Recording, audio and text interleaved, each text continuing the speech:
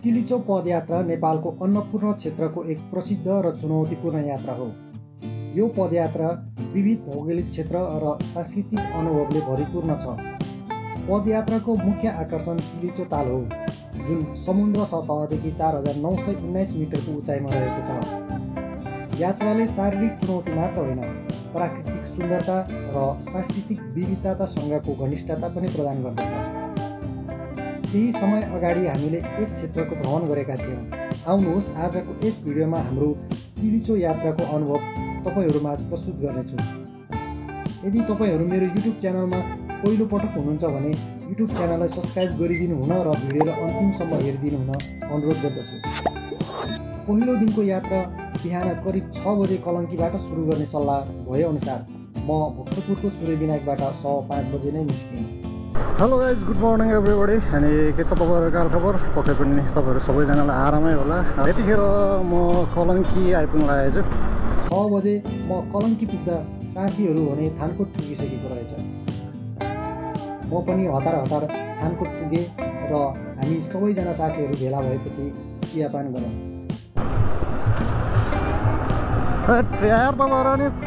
कहाँ दौडे चियापान पश्चात हाम्रो यात्रा सुरु भयो। हामी पृथ्वी राजमार्ग हुँदै गल्छीतर्फ अगाडि बढ्यौँ।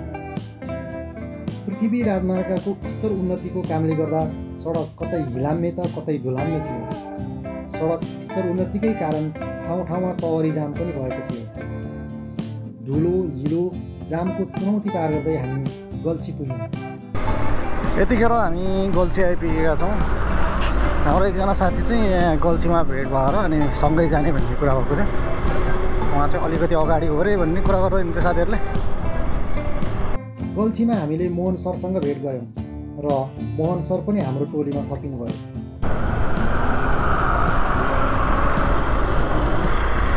यतिखेर हामी मुगलिन आइपुग्यौँ। अब मुगलिन पारी तरेर गण्डकी हुने जस्तै अब हामी चाहिँ मुगलिनभन्दा पारी जाँदैछौँ।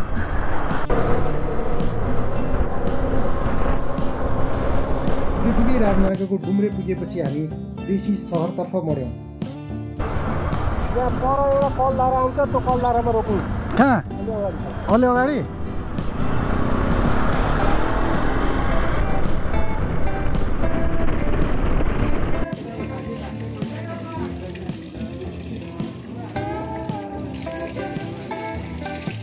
अचल धारा। हामी चाहिँ अचल धारामा पानी खायो अरे। अब निस्किन लाग्यो है। यो बाटो हिँड्ने मान्छेहरू चाहिँ यहाँ पानी खाएर मात्र हिँड्दो रहेछ होइन। हामी पनि पानी सानी खायौँ, यसो फ्रेस भयौँ। लाग्यौँ अब हामी बेसी सहरतर्फ। एकैछिनको विश्रामपछि हामीले हाम्रो यात्रा अगाडि यता आइसकेपछि बाटो साँगुरो रहेछ है। अनि ठुलो गाडीहरू आउने बेलामा चाहिँ बाइकलाई चाहिँ कुना च्यापेर बस्नुपर्ने खालको अवस्था रहेछ क्या। केही समयको यात्रापछि हामी लमजुङ जिल्लाको सदरमुकाम बेसी सहरमा पुग्यौँ।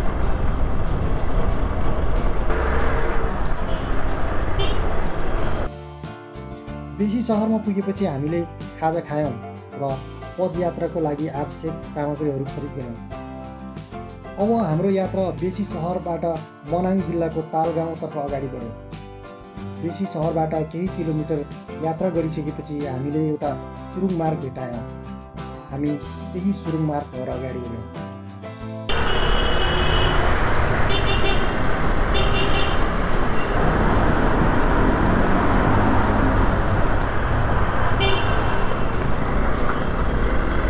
अब हाम्रो यात्रा साँगुरो र कच्ची सडक भएर अगाडि बढ्न थाल्यो। यस क्रममा हामीले भेटेका सुन्दर गाउँहरू, झरनाहरू र पहाडहरूले हाम्रो यात्रा अझ रोमाञ्चक बनायो।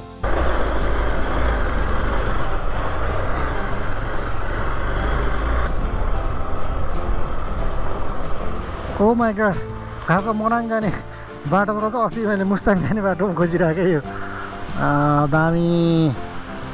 दामी झरना है। लमजुङ जिल्लामा रहेको नेपालको एक प्रसिद्ध झरना च्याम्चे झरना यही मनाङ जाने सडकमै पर्दो रहेछ। ओडारै ओडार छ ल।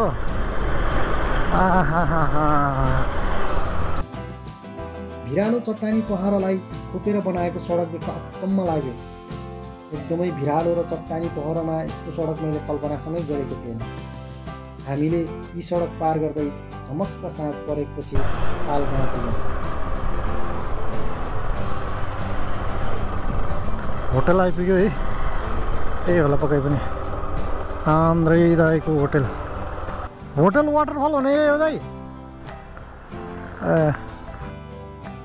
ताल गाउँको शान्त वातावरण र सौन्दर्यले हामीलाई मोहित पार्यो। यहाँ पुगेपछि हामीले आन्द्रे दाईको वाटरफल होटलमा बास बस्ने निर्णय गऱ्यौँ। यसरी तिलीचौक पदयात्राको पहिलो दिनको यात्रा सम्पन्न भयो। ओके गाइस, यतिखेर 7:30 भएको रहेछ अनि हामी चाहिँ यहाँबाट हिँड्न थाल्यौँ। आजको यात्रा हामी खाङसरमा पुग्नेछौँ। आज हाम्रो तिलीचो यात्राको दोस्रो दिन। हामीले मनाङको तालगाउँबाट हाम्रो यात्रा सुरु गऱ्यौँ। मर्स्याङ्दी नदीको किनारमा रहेको तालगाउँको शान्त सौन्दर्यलाई निहाल्दै हिर पहाड खोपेर बनाएको सडक पार गर्दै हामी चामेतर्फ अगाडि बढ्यौँ। ओ माई गॉड, धुलो कस्तो मजा आएको। ल हेर्नु न, ठुलो गाडी आयो भने चाहिँ यहाँ समस्या हुन्छ चाहिँ पारै यहीँ रहेछ है। गोराहरू चाहिँ टन्नै आउनु चाहिँ सिजन पनि हो, त्यस कारणले पनि होला है। पदयात्राको सिजन सुरु भएकोले वा बाटोभरि विदेशी पर्यटकहरूको चहल पहल देखिन थाल्यो। मनाङको खाङसरसम्म गाडी पुग्ने भए पनि अधिकांश विदेशी पर्यटकहरूले पैदल यात्रालाई नै प्राथमिकता दिने रहेछन्। हामी भने समय अभावका कारण खाङसरबाट मात्रै पदयात्रा गर्ने योजना बनाएर अगाडि बढेका थियौँ। सडकको छेउछाउमा रहेका सुन्दर बस्तीहरू अनि झरनाहरूले हाम्रो यात्रालाई झन् रमाइलो बनायो। यो बाटो बर्खामा पानी पर्दा चाहिँ एकदम त्यहाँ ठुलो छाँगा हुँदैछ होइन, अनि पुरा सडकमै खोलो बोक्ने रहेछ क्या। यो भिडियोतिर देखाएको थिएँ कि, तपाईँहरूले पनि याद गर्नुभयो होला। ओ माई गड, के दामी ठाउँ हो यस्तो। हो हाम्रो साथीहरू चाहिँ यहाँ फोटो भिडियो खिच्न त्यस्तो छ है।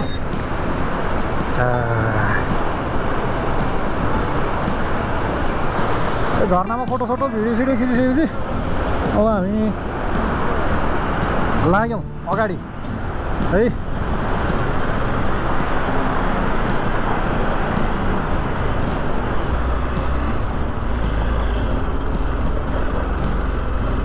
ओहो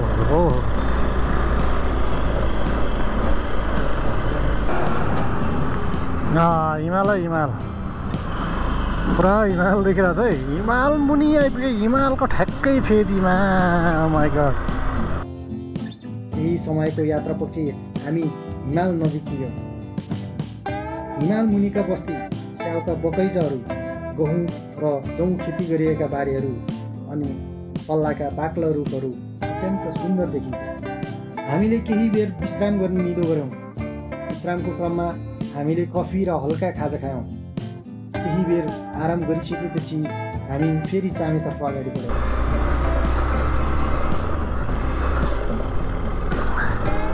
ट्याक्क कफी सफी खायौँ अनि त्यसपछि चाहिँ हामी लाग्यौँ अब मनाङतिर। केही समयको यात्रापछि मनाङ जिल्लाको सदरमुकाम चामे पुग्यौँ। चामेमा हामी केही बेर रोक्यौँ। मोटरसाइकलको चेनमा मोबिल भर्नेदेखि टायरमा हावा भर्नेसम्मको काम सकेपछि चामेबाट हाम्रो यात्रा खाङसरतर्फ अगाडि बढ्यो। मनाङको सदरमुकाम चामे आइपुग्यौँ। मैले चाहिँ चामे के सोचेको थिएँ भने ठुलो बजार होला भन्ने थिएँ, अनि सरकारी अफिसहरू चाहिँ कता कता छ भनेको अलि अगाडितिर छ भन्नुभयो है। कस्तो रहेछ त गाउँ, हेरौँ न। यहाँ मासतिर अझै ठाउँ रहेछ यहाँ मासतिर।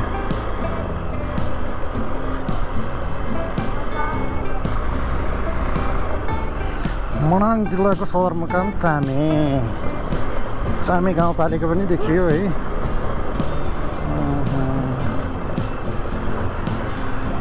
यतातिर रहेछ बजार अलिअलि।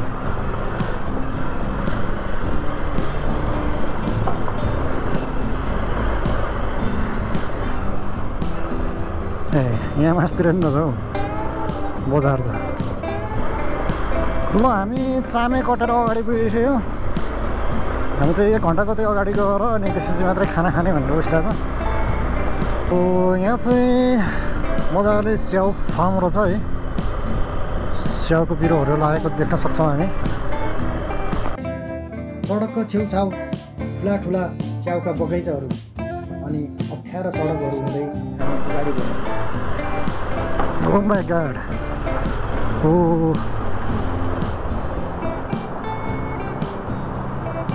कस्तो ठाउँमा कस्तो यार के गरेर बनायो यार यस्तो आम्मा।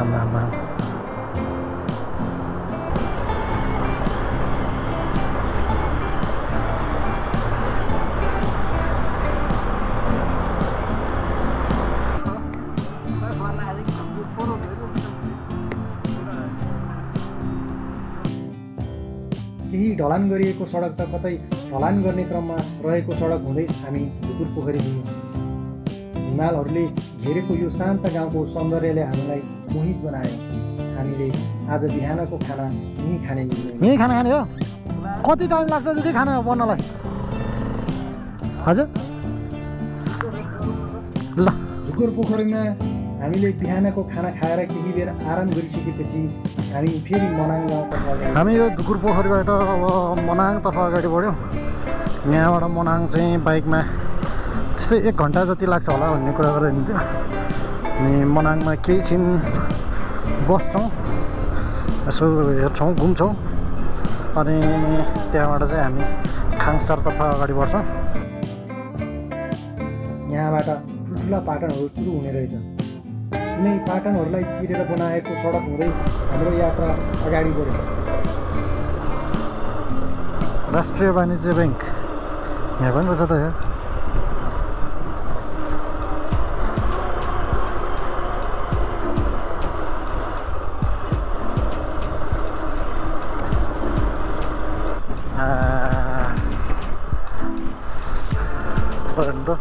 दामी दामी। Oh my god।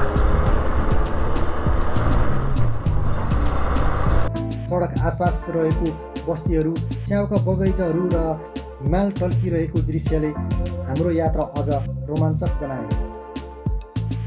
कतै धुलाम्ने कच्ची सडक त कतै ढलान गरिएको बाटो पार गर्दै हामी मनाङ गाउँ पुग्यौँ। मनाङ गाउँमा जाँदैछु है, गेटबाट प्रवेश गरिसक्यौँ। हाम्रो साथीहरू अगाडि लागिसके। एकजना चाहिँ हरायो फेरि हाम्रो है। यदि तपाईँहरू चाहिँ यसरी आउँदै हुनुहुन्छ नि सँगसँगै हिँडेर आउनु होला।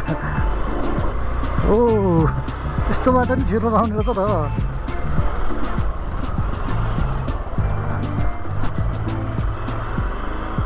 स्पिड ब्रेकर चाहिँ यहीँको यहीँ रहेछ क्या।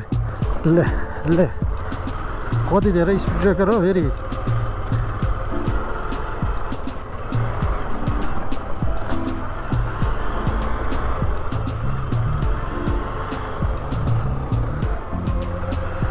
गल्ली गल्ली रहेछ त यार।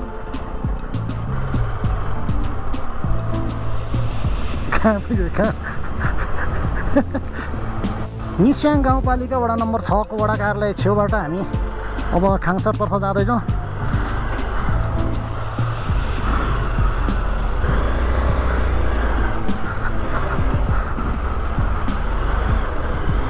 ओ माई गॉड, गल्ली कडा रहेछ हौ। अब यतातिर चाहिँ मान्छे धेरै बस्दैन क्या हो जस्तो लाग्यो। उतातिर चाहिँ अघि चाहिँ पसलहरू पनि टन्नै भेटिरहेको थियो क्या। यतातिर चाहिँ त्यस्तो सफा पनि रहन्छ, पसलहरू रहन्छ।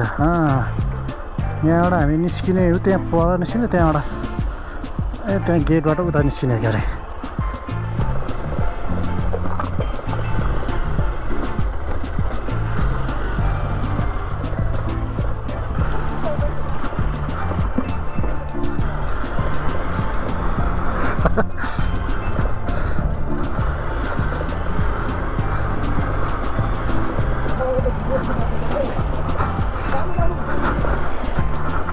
Oh my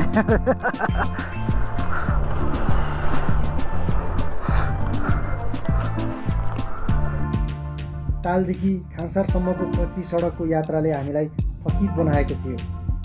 यही थकान मार्न हामीले खाङसारमा रहेको पोतला गेस्ट हाउसमा बास बस्ने निर्णय गऱ्यौँ। यसरी हाम्रो तिलिचो यात्राको दोस्रो दिनको यात्रा समाप्त भयो। Hello guys, good morning everybody.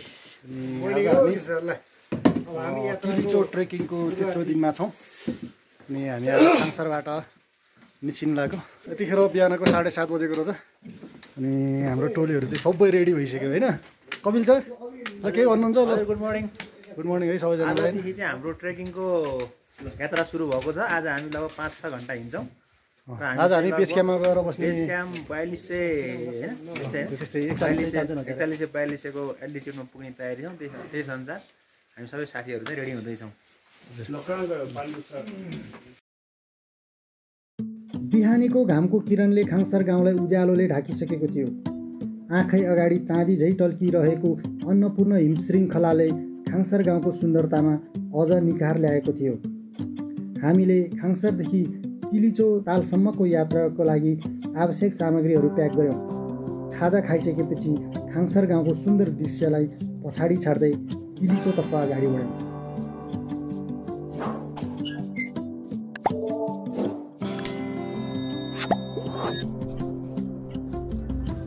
तल मर्स्याङ्गी नदीको शान्त बहाव देखिन्थ्यो। केही धुपीका ससाना रुखहरू भएको पाखो चिचोल्दै हामी श्रीखर्क पुग्यौँ। श्रीखर्कामा केही होटेलहरू र लजहरू सञ्चालनमा रहेछन्। हामीले श्रीखर्कलाई पार गर्दै अप्पर श्रीखर्कतर्फ यात्रा जारी राख्यौँ। हिमाली हावापानी र बढ्दो उचाइका कारण केही कठिनाइ महसुस हुन थाल्यो, तर हामीले बिस्तारै पाइला सार्दै यात्रालाई अगाडि बढायौँ। श्रीखर्काबाट केही समयको यात्रापछि हामी अप्पर श्रीखर्का पुग्यौँ। त्यहाँ एउटा होटेल सञ्चालनमा रहेछ। हामीले यही होटेलमा बिहानको खाना खाने निर्णय गऱ्यौँ। यतिखेर हामी यहाँ अप्पर श्रीखर्कको होटेलमा आइपुगेका छौँ। Hotel blue city and restaurant. हामी देखिनु त अनि हामी चाहिँ यहाँ खाना खाने भनेर आएको थियौँ। अप्पर श्रीखर्काबाट देखिने दृश्य अत्यन्तै रमणीय थियो। श्रीखर्क, खाङसार गाउँ, मनाङ गाउँ, अन्नपूर्ण हिमशृङ्खला र तिलिचो तालसम्मको बाटो स्पष्ट देखिन्थ्यो। बिहानको खाना खाइसकेपछि हामीले तिलिचो बेस क्याम्पतर्फ अगाडि बढेको लाउँछ।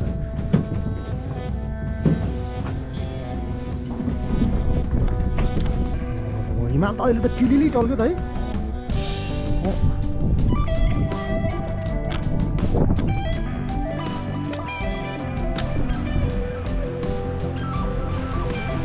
अप्पर श्रीखर्काबाट केही बेरको यात्रापछि हामी सुक्ख पहिरो क्षेत्रमा पुग्यौँ, जुन यात्राभरकै सबैभन्दा जोखिमपूर्ण ठाउँ रहेछ। यो एकदम डेन्जर बाटो यहाँको। अनि यो डेन्जर बाटो भुलाउने चाहिँ यो हिमाल हुन्छ। यो बाटो त थकाइ सबै बिर्साउने हिमाल हो। ल हेर्नुहोस्, यस हाम्रो थकाइहरू बिर्साइदिएको छ यो हिमालले। सुक्खा पहिरोको बाटो हेर्दा जति सुन्दर देखिन्थ्यो त्यसको जोखिम अझ बढी थियो। त्यहाँ अलिकति हावा चले पनि पहिरो खस्न सक्ने डर हुने रहेछ र बेला बेलामा माथिबाट ढुङ्गा खसिरहने रहेछ। हामी अत्यन्तै सावधानीपूर्वक अगाडि बढ्यौँ। एउटा पहिरो तर्यो, अर्को फेरि पहिरो आएको छ यताबाट है।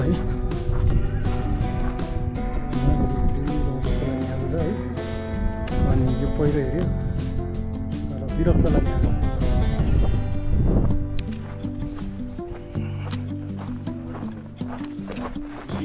आयो भन्दा नि के सफा पार्छ है। त्यसपछि त सकियो नि। आमै नि त्यो त खस्न मात्रै बाँकी रहेछ।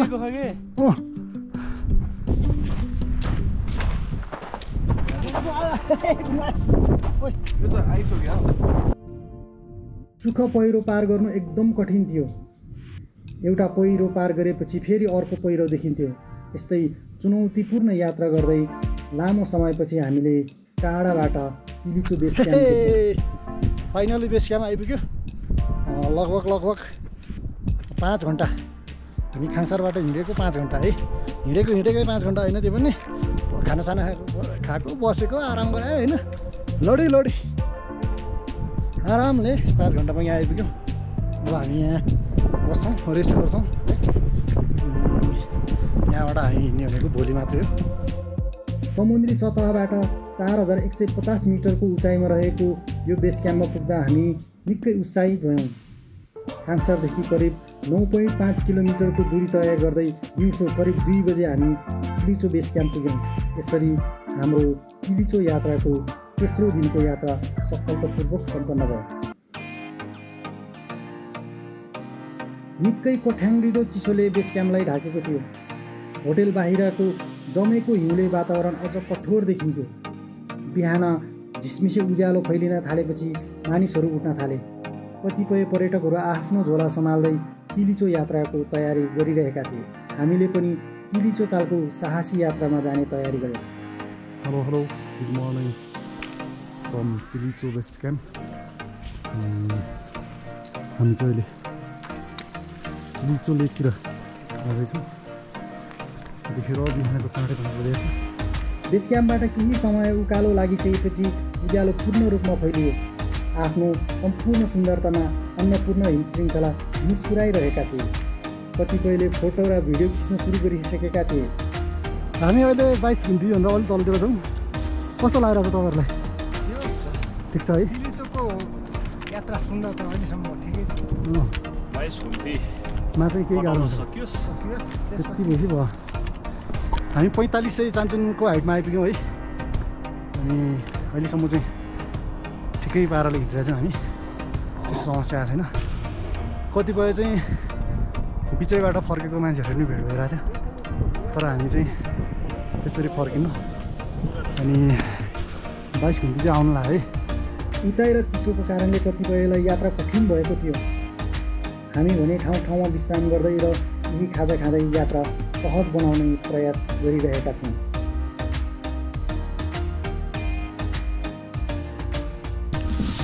अहिले चाहिँ हामी यहाँ 22 घन्टी नजिक आइपुगेछौँ।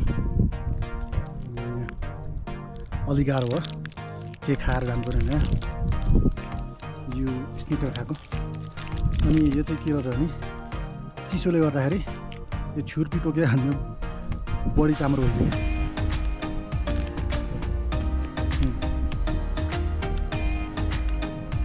22 घन्टी स्टार्ट भइसकेको छ।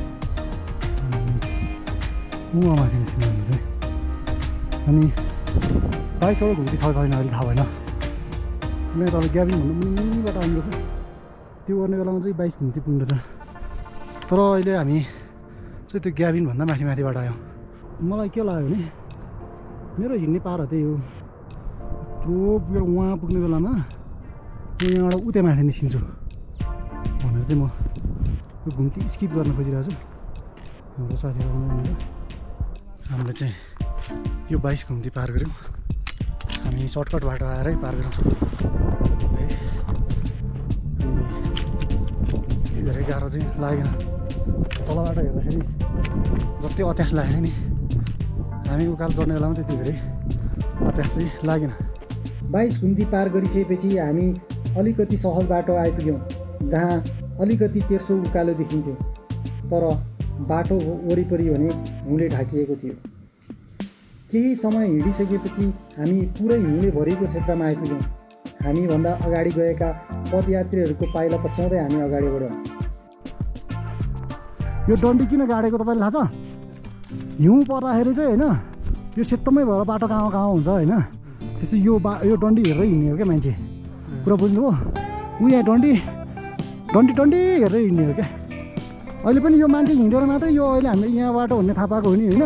यदि यस्तै सेतै भएको भए कहाँ हुन्थ्यो? थाहा हुँदैन थियो। त्यस कारण यो डन्डी हेर्दै हिँड्ने हो। हाई अल्टिट्युडको कारणले सास फेर्न पनि गाह्रो भइरहेको थियो, तर हामीले हार मानेनौँ। अन्ततः बेस क्याम्पबाट करिब 4.5 घन्टाको यात्रापछि हामी संसारकै अग्लो स्थानमा रहेको किलिचो तालमा पुग्यौँ। यहाँ पुग्दा हामीले एउटा ठुलो युद्ध जिते झैँ महसुस गऱ्यौँ। तालको काखमा पुग्दा हाम्रा थकानहरू सबै बिर्सियौँ। अन्नपूर्ण हिमालको काखमा रहेको यो ताल हिउँले ढाकिएको अवस्थामा थियो, तर पनि यो दृश्य शब्दमा व्यक्त गर्न नसकिने गरी सुन्दर थियो।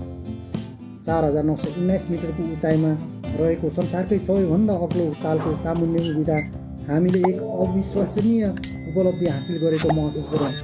हामी अहिले सञ्चारकै अग्लो स्थानमा रहेको तिलिचो तालमा चाहिँ हामी चोक पाइ खाइरहेछौँ है। अनि त्यसै गरेर हामी चाहिँ यहाँ आएर कफी सफी खायौँ। त्यही हो।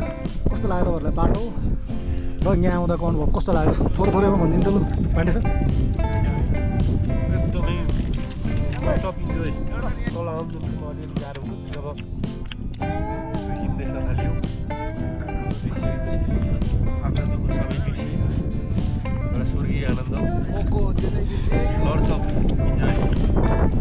सक्दै छैन यतिको हाइटमा फर्स्ट टाइम हुँदैन नि आइएला जस्तो लागेको थिएन तर आइयो होइन।